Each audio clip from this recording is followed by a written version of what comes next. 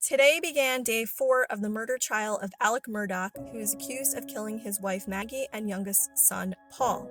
Last week, the trial got underway after jury selection, and we learned a lot of interesting information as prosecutors began their case. Here are some of the more revelatory pieces of information we learned last week. For one, Alex Murdaugh's phone did not have any activity on it on the night of the murders between 8:09 and 8:52 p.m.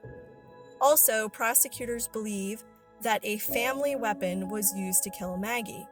And another piece of information that came out during police testimony is that Alex Murdaugh told responding officers that he believed the killings were due to the 2019 boating accident that Paul was involved in. If you remember, this is the accident that killed 19-year-old Mallory Beach.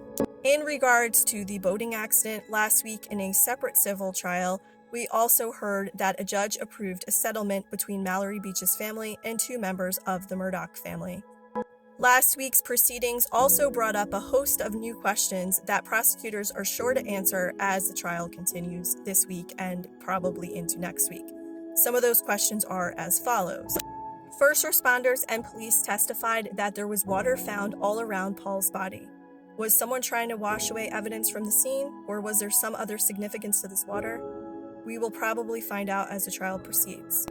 Additionally, Paul's truck was not found at the scene, but was discovered the next morning broken down along Highway 63. Maggie's phone was found about a quarter a mile away from the crime scene on the side of the road. Prosecutors said that Alex's GPS data at this time did not put him in the vicinity of the cell phone. So how did this phone get there? Did someone else move it? What is the story behind that? Multiple tire tracks were also found on the scene.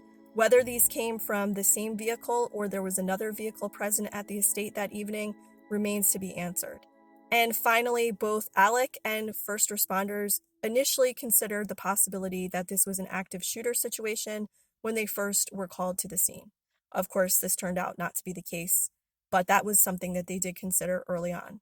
As the trial continues this week, it'll be interesting to see what else we learn and see where justice takes us.